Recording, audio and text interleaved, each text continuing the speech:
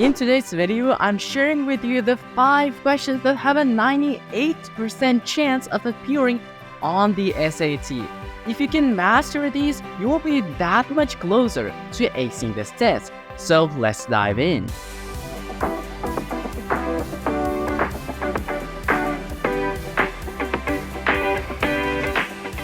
Question number 1. You're given an equation of a circle on the xy plane, but there's something hidden in the equation that unlocks the area of the circle. And once you see it, calculating the area becomes almost too easy. Let's uncover that secret right now. Let's take a closer look at the equation. X squared plus 6x plus 9 plus y squared minus 4y plus 4 equals to 25.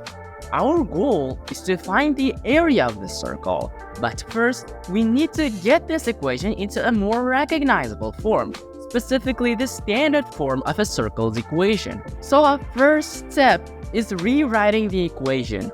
We know that the standard form of a circle is x minus h squared plus y minus k squared equals r squared, where hk is the center and r is the radius.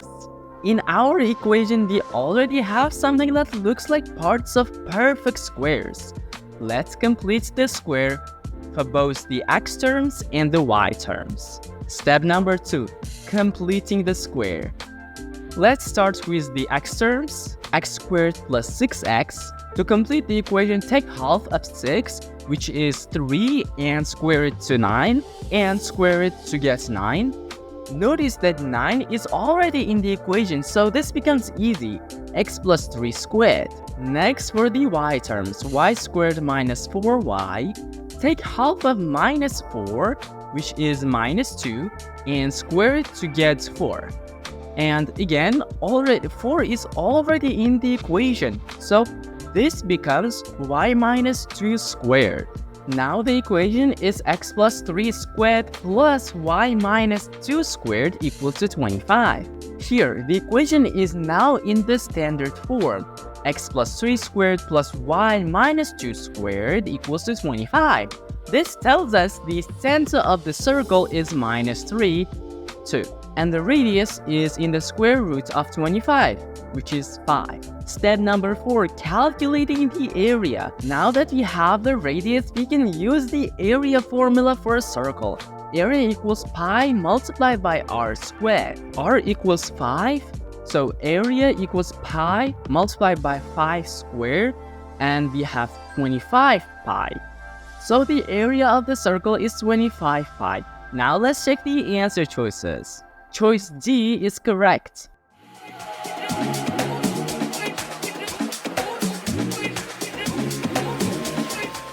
Have you encountered 2 equations that just don't work together? Let's break down the equation step by step. We're given the equation ax divided by 6 minus 9x divided by 5 equals b over 3. And our first step is understanding what no solutions mean. When an equation has no solutions, it means that 2 expressions have the same slope but different y-intercepts. In other words, the lines are parallel and will never intersect. To find out how to make this equation have no solution, we need to compare the slopes. Step number 2, isolate the slope terms. The terms involving x are what determine the slope. Let's first focus on these. Ax over 6 minus 9x over 5. To combine these terms, we need to find a common denominator. The least common denominator between 6 and 5 is 30. So we rewrite each fraction. Ax divided by 6 equals to 5ax over 30. 9x divided by 5 equals 54x over 30. Now the equation becomes 5ax minus 54x over 30 equals b over 3. And our third step is factor out the x terms. Since we only care about the coefficients of x to determine the slope, we have to factor x out. X multiplied by 5a minus 54 over 30 equals b over 3. For the equation to have no solutions, the slopes on both sides of the equation involving x must be equal. So we need 5a minus 54 over 30 equals 0. So the fourth step is solving for a. Now set the numerator equal to 0 to find a. 5a minus 54 equals 0. Let's solve for a. 5a equals 54, which means that a equals 54 over 5. So step number 5 is conclusion.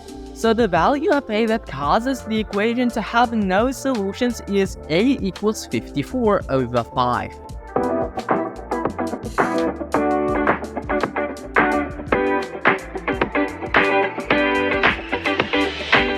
Question number 3. Have you ever wondered how population models work and how they predict exponential growth over time? Well, there is a clever formula behind all these predictions, and it involves understanding how small changes in time affect huge shifts in numbers. Let's work through step by step to understand what's happening. So the first step is analyzing the equation. We're given the exponential model. P of t equals 600 multiplied by 1.05 in the power of 6 over 7t. This formula models the population P of t where the base of the exponential 1.05 represents a 5% increase in population. T represents time in years. Step number 2. Relating the growth rate to n months. The problem tells us the population increases by 5% every n months. Our goal is to find n. To do this, we first need to look at the exponent 6 over 7t. The growth rate is typically expressed as an exponent involving time. The way this is structured suggests that the population growth is happening periodically based on the value of t. Here's the tricky part. You might be asking, how is this exponent connected to months and not years? That's where n comes into play. We know the population increases by 5% per period, so 1.05 represents the multiplier for each period. The question is telling us that the increase happens every n months.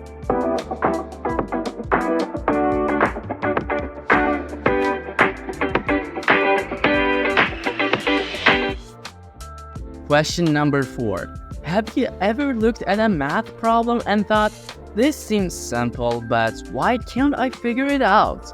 It's not about the numbers, it's about the meaning behind them. Stick with me because you will know exactly how to avoid falling into this trap. Step number 1 is understanding the equation. The equation 0.85y plus 3.5 equals 17.75 represents the diameter of the tree's trunk after y years of growth. The 3.5 represents the initial diameter of the tree when it was first planted. The 0.85 represents the rate of growth per year. The tree's diameter increases by 0.85 inches every single year. The 17.75 represents the total diameter of the tree after y years. Step number 2 is isolating the growth term. The term 0.85y in the equation represents how much the tree's diameter has increased after y years. This is the part of the equation related to how the tree grows each year. Step number 3. Interpret what 0.85 means. 0.85 must be the increase per year. So each year the tree grows by 0.85 inches in diameter. And the fourth step is reviewing the options. Now that we know 0.85 represents the growth per year, let's look at the choices. Choice A, the total increase after y years. Incorrect, because this refers to the whole term 0.85y, not just 0.85. Choice C, the maximum diameter of the tree. Incorrect. since the maximum diameter isn't addressed by the rate of growth alone. Choice D. The total increase in diameter each year after planting. Correct. This is exactly what 0.85 represents, the yearly growth of the trunk's diameter.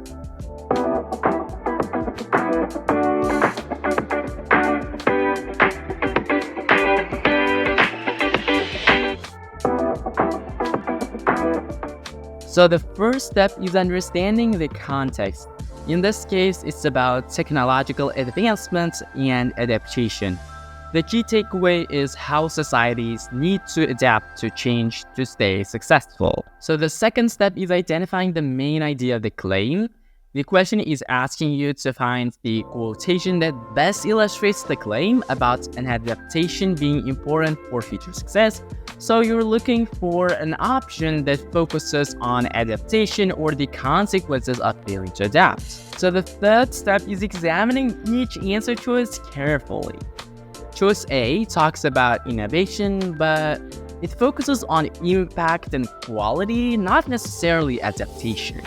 So it's close, but it's not specific enough to get to the main idea or the claim. Choice B, this choice discusses historical technological revolutions, which is interesting, but it doesn't address adaptation directly. Choice C, this option is a perfect fit because it directly states those who adapt will shape the future, which aligns with the author's claim. Choice D, this choice discusses the long-term impact of technology, but again, it doesn't mention adaptation or change. Being able to solve the hardest questions on the SAT is so important, and that's why I created this video, which is about the hardest questions on the SAT.